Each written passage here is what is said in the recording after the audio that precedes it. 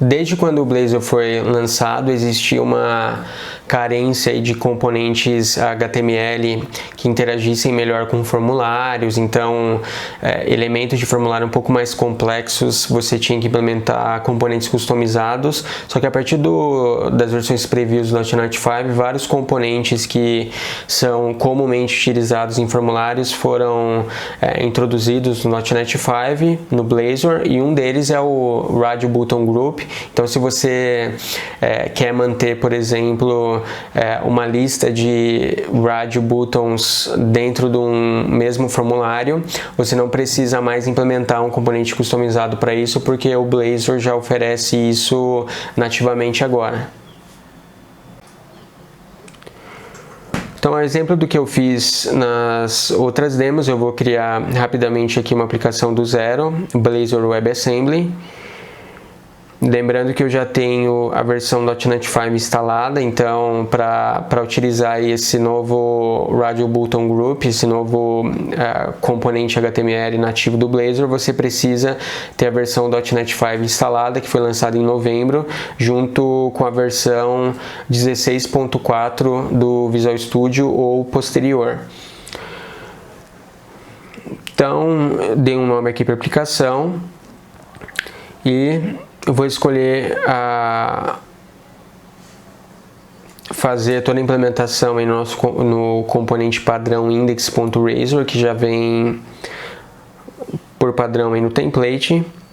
Então, só para a gente conseguir separar melhor aí, eu vou criar uma pasta chamada models, que vai conter a implementação de uma classe chamada order, para que a gente possa demonstrar aí a interação de um objeto ou uma lista, uma propriedade que representa uma lista ou um enum, com o Radio Button Group, que é o componente que vai estar sendo demonstrado no decorrer dessa demo.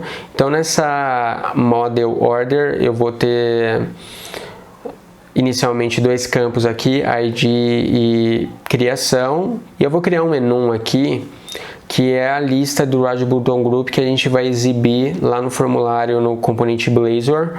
Então eu vou criar aqui de forma aleatória alguns valores, como por exemplo created, waiting payment, daí order status pode ser também paid ou completed.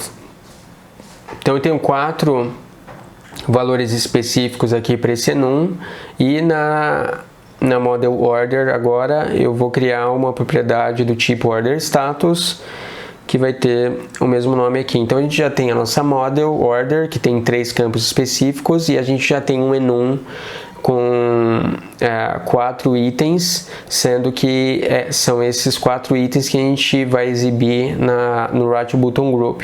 Eu vou fazer o import aqui do conteúdo que está no namespace models, para que a gente não precise fazer a importação lá no componente especificamente. Então tá tudo certo aqui com a nossa model order.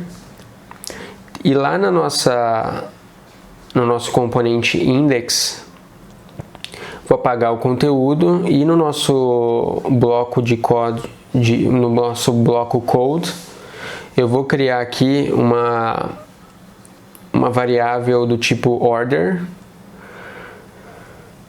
Vou criar uma nova instância aqui, e a ideia é que a gente, a partir da seleção do Radio Button Group no formulário, a gente consiga aí mudar o status da propriedade order status do objeto do tipo order. Então eu vou criar um formulário aqui, vou associar na propriedade model a nossa variável order, e vou criar aqui um input radio group. Esse é o novo componente que foi disponibilizado no .NET 5 desde as versões preview, e vou associar aqui no binding value o order.orderStatus. Então a gente já tem o componente pai aí da nossa lista de input radio.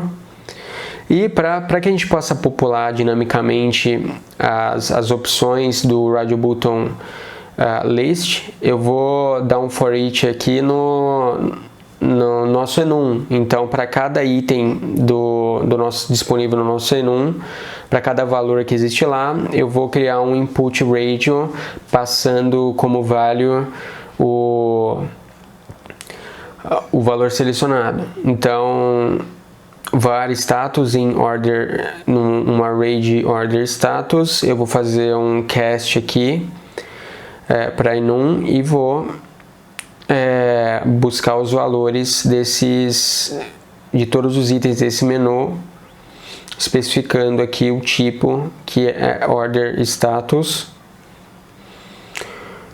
Então a construção do for each já está pronta, e para cada item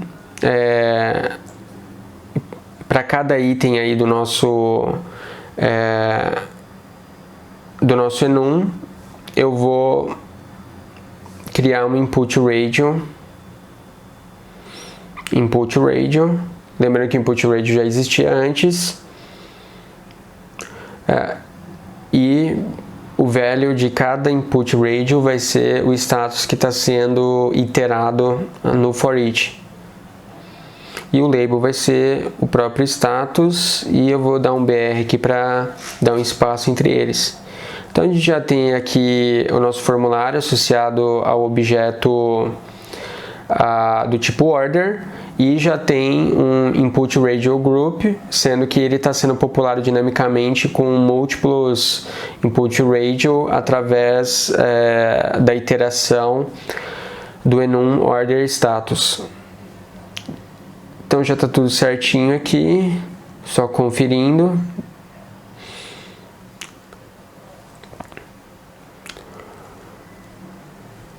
Então tudo certo. Se a gente rodar a aplicação aqui, já vai dar para ver o novo componente em funcionamento.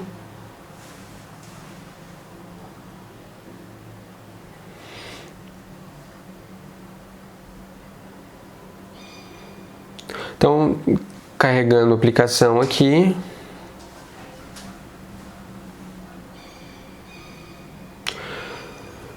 Então já é renderizado aí o componente, e a partir do momento que eu clico em cada input radio individualmente aqui, ele deseleciona o anterior, porque ele funciona como um radio group list de fato.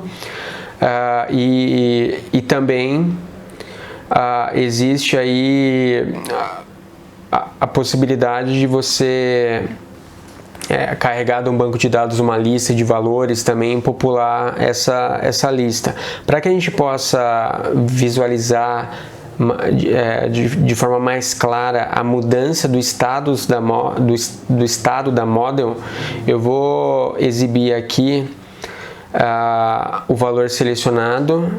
Então, a partir do momento que um valor específico do Radio Button Group é selecionado, a propriedade order status do objeto order é alterado também.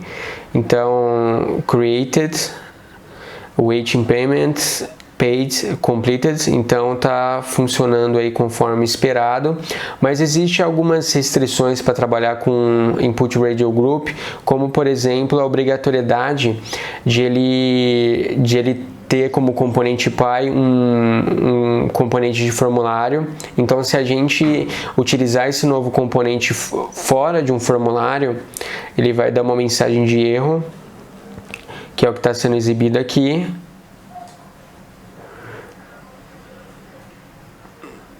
Então é obrigatório aí que se tenha